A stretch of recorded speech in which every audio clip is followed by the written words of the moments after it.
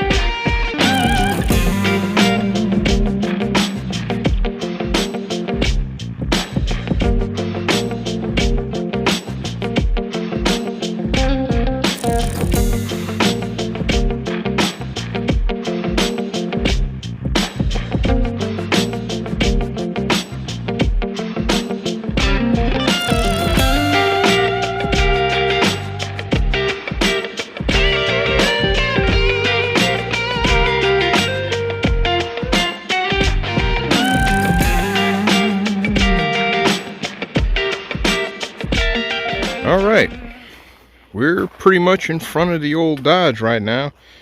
I have this thing jacked up pretty high with some jack stands underneath for extra support in addition to the jack. All sketch. But I need to get the car up off the ground enough so I could slide the bell housing up under there and be able to stage the transmission so I can eventually get it on that piece of shit under there, so I could jack the thing up into position so I could get the cross member in place. I'm gonna probably take this tire off as well so I could have a wide open area right here in order to get this transmission under there. But I'm gonna go ahead and get started with that crap and try to get this thing in place.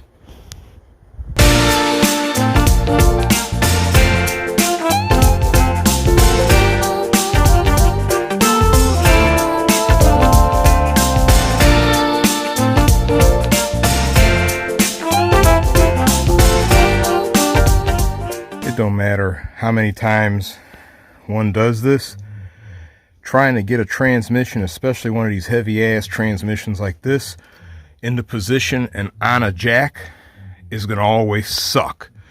Even with the use of aids to help tip the bell housing up enough to get things into position, that shit's gonna always suck trying to do when you're doing it on the ground. Let me go ahead and start getting a cross member and stuff in place so we can wrap this part up. All right, we got our transmission completely secured. Cross member, transmission mount, everything is bolted down. We're gonna still have to keep the transmission on the jack even after I lower the car back down until we get the engine locked in and on its mounts. So with that, my next move will be to get those jack stands out of the way and then lower both the transmission jack and the jack that's holding this thing up at almost the same time, or at least in sync with each other. So once I get the car back on the ground, the transmission will be at a level that'll allow me to get the engine popped into it. So let me get all this stuff out of the way. Stand by.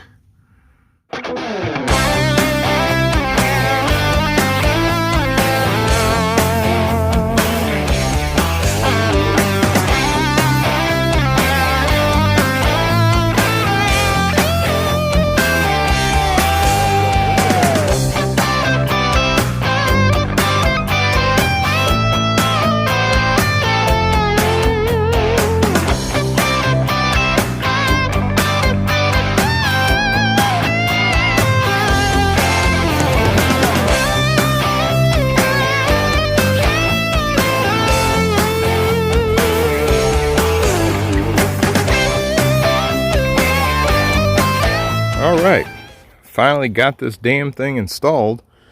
Even after using the tractor to hoist the engine into place and maneuver it around, I had to still fight this thing to get the motor mounts to line up. And then I even ended up disconnecting the transmission from the transmission mounts along with the cross member so I could move it, because the easier way to do this with these big block engines is to mount the engine and then mount the transmission afterwards. It ain't the same with a small block. I could get the small block in pretty easy, but as you can clearly see, there ain't no damn room around this engine.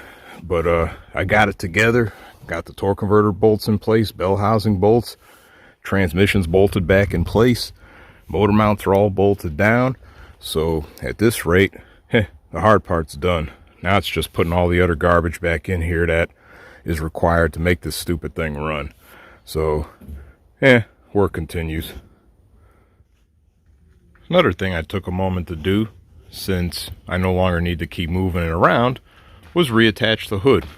Got our hood hinges bolted down and the hood lined so the hood can actually close and latch down. It's not perfect, but it works. So we can continue reassembling stuff, starting with that radiator and all the other garbage that I have laying up there. Let me get this stuff done. Alright, we got our radiator in, got all our hoses in. Even took a moment to get our transmission lines all put in as well and routed over to the back of the transmission. You kind of see the little metal lines going back to the transmission. But with that all said and done, our next move is going to be to get the starter in there and start getting some of this wiring plugged up to the engine and the starter, of course. So let me continue. All right, we got our starter in, bolted up. That was entertaining.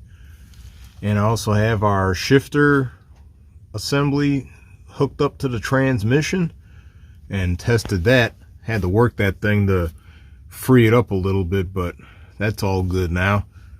The other thing I had to make note of is, because of the proximity of our exhaust pipe that'll be coming down right alongside the starter and going back, if I ever have to change the starter, exhaust pipe's going to have to come down, because there is really no way to get in there with the pipe in place. So it's just one of those little sucky aspects of a big block Chrysler. Things aren't as open as you would normally think they'd be on an older car. But speaking of the exhaust, yep, time to get the exhaust flanges and ankle pipes in and couple that stuff up to our exhaust system, see if I have to tweak anything, and try to wrap all this crap up, because the next and really final thing is the drive shaft. So stand by. All right, it's getting late because well, yeah, been out here working on this stupid exhaust system for the greater part of the afternoon. But I finally got this shit done, and yeah, it looks like shit, but it's together. Had to have the displeasure of sitting here cutting and welding and measuring and cutting and welding and measuring again when things didn't quite line up, mainly on the left side. The passenger side went in pretty easily. Didn't have to do a whole lot of extra stuff on that, but this driver's side, yeah, this was a pain in the ass. But I finally ended up getting it, and the way I ended up having to get it was, after I got things where it looked like it should fit, I ended up just starting to weld on this end here and then starting to weld on this end with the pipes in place, so I could at least say that everything lines up. And then after I started the welds, I had to go back and forth to be able to reach around to the other sides to weld the other sides up and everything, instead of just taking stuff out and welding it on the ground. But either way, all this crap is in. All the other stuff is in just as well. Even the speedometer cable right there is in. Go top side. We pretty much have everything else ready to rock and roll. Got the throttle cable hooked up in a crude manner, choke cables hooked up. I gotta still cut that zip tie. All the wires for the ignition system and the gauges, all that stuff is in. Our fuel lines are all hooked up right here. Even our alternator's hooked up, even though I still need to get a belt for that, because on a big block Mopar, if you want to exclude the AC compressor, you got to get a special bracket that allows you to delete that. And I'm not about to do that because damn things are expensive. So it's a lot cheaper to just go ahead and buy the belt that goes around the AC compressor, power steering pump, and alternator. So that'll be later on. But all in all, everything is together that needs to be together, save for the drive shaft. So that will be the next thing on the list, but not tonight. Catch you later in the morning or something like that. Stand by. All right, we got our drive shaft here. I'm gonna need to shorten it because the small block power plant that I had in here at one time had a shorter tailed transmission, which required lengthening the drive shaft. Since we're putting the original crap back in here, well, original-ish, I'm gonna need to shorten this drive shaft to coincide with the 727's longer tail. And if you remember from past videos where I've done this, like with the Truck Stang 1 video, where there's actually one talking about how I did all that crap, I have to put the shaft in to the transmission, line it up with the rear end, mark where I need to cut the tube, grind the welds off the yoke, take the yoke out, trim the tube, put the yoke back in, put the run out gauge equipment on there, rotate the crap around and lightly tap around the tube and the yoke to get the thing straight enough as I rotate it so the run out numbers are within tolerance. So I'm gonna go ahead and get that done since there's no need to really show that a third time around. So as usual, stand by. All right, we got our drive shaft welded up after doing all the dial indicator run out adjustments and welding and all that good stuff. Drive shaft is fully locked in place. So now we can go ahead, throw some more oil in the transmission, get this thing all the way on the ground, and hook the battery up, and let's see how this thing sounds. Let's go. Now, let's see what happens. Pull this choke out.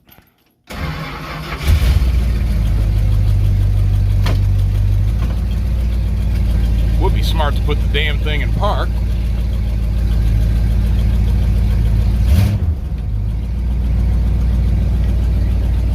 And it started up. And I didn't have it in park and it wanted to lurch forward, so that's also a good sign. Let me see some.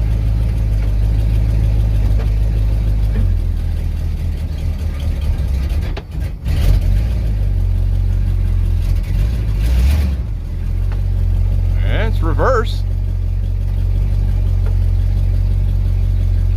Went into a forward gear. That's a good sign too.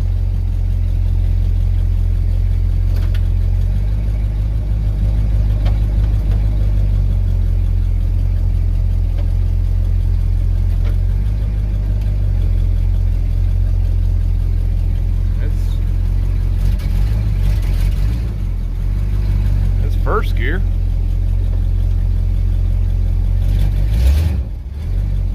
Second gear.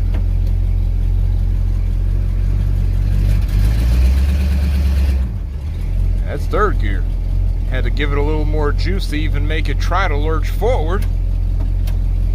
But point is, our reverse manual valve body's still doing its job, as is the transmission doing its job. So good sign, good shit. Probably gonna have to do a little more tweaking and tuning because, well, you heard the thing wanna choke when I tried to give it a little juice under load, but yeah.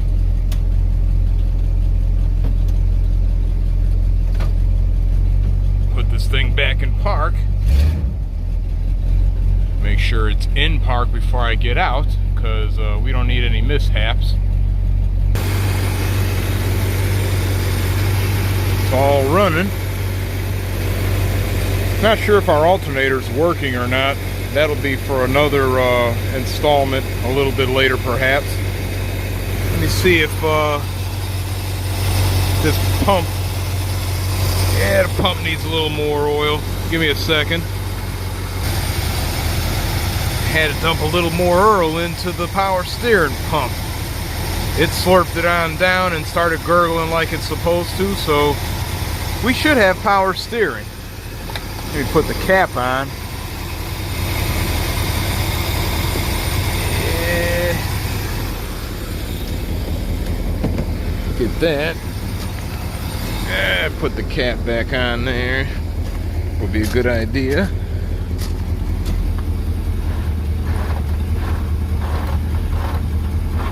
Yeah, we got us some power steering. Oh, no, we don't have power steering. Gonna have to tune that little bitch. Give me a second.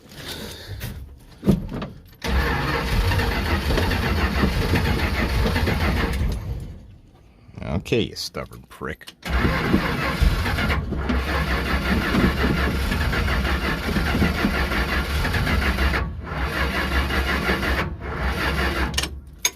Stand by.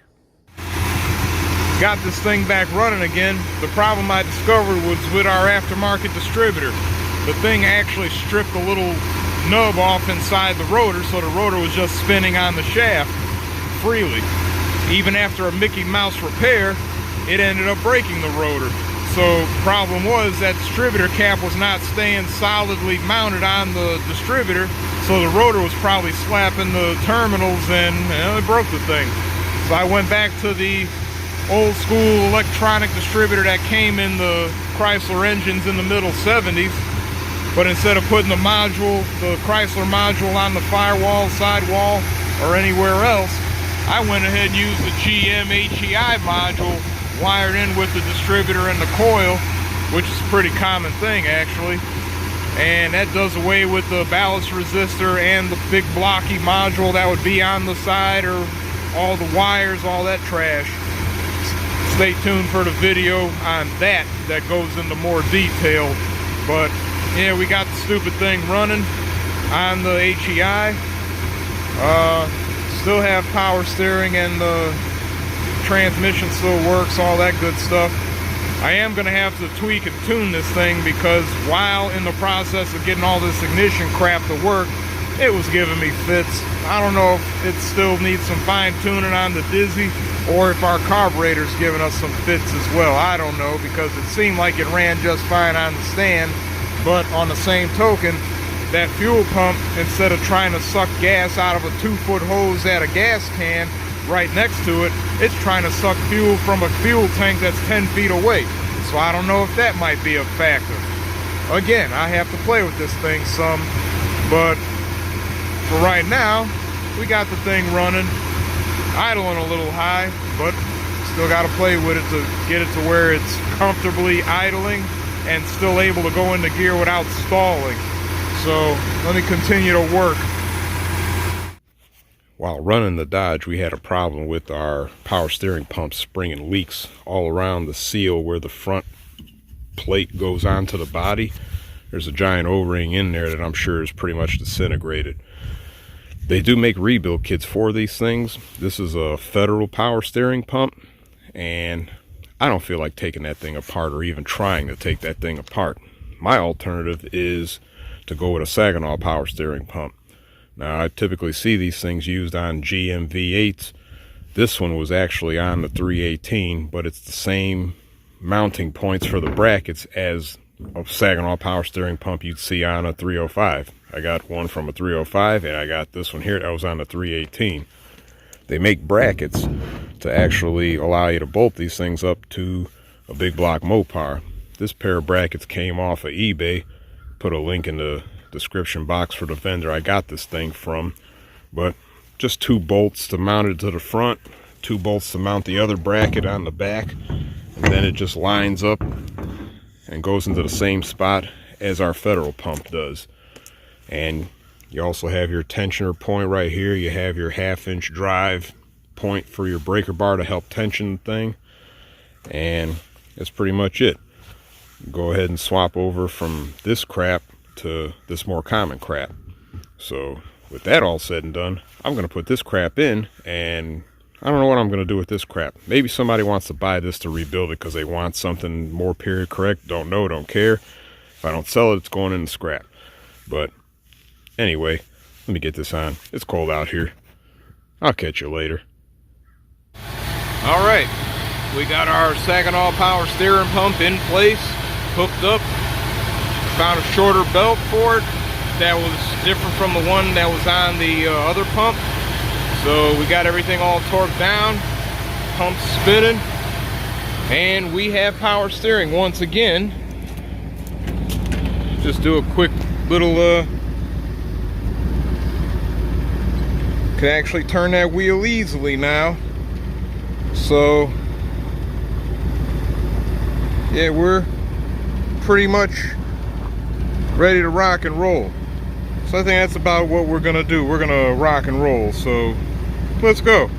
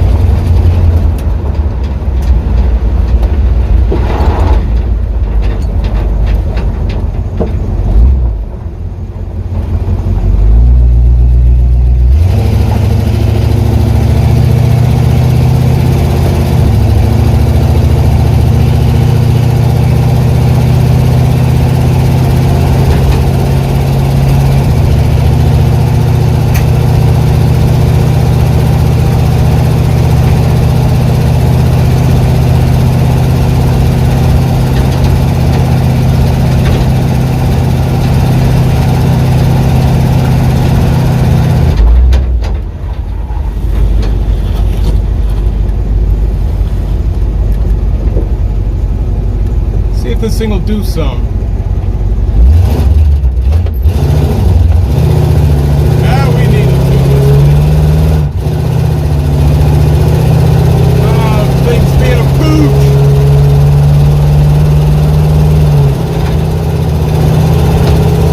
Oh, we need to tune this damn carburetor. That was horrible.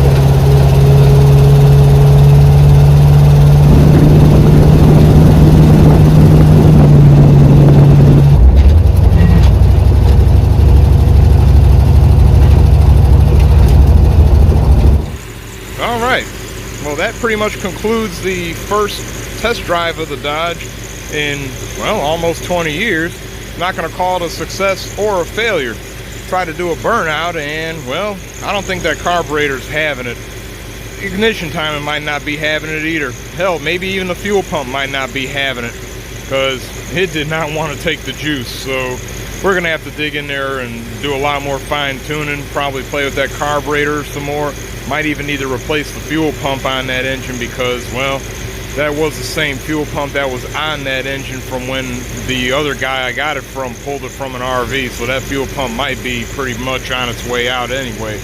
But I'll probably have to do some more tuning on the timing and all that crap. So anyway, car's still running at least, so that's a good sign. That's a good ending. The car's still running and ain't just dead in the water. So we're gonna end it here. Video's long enough, so as usual, like, subscribe, notifications, TikTok, all that good stuff, and stay tuned for plenty more of this thing, because there's gonna be plenty more, because this car has way more potential than what it gave today.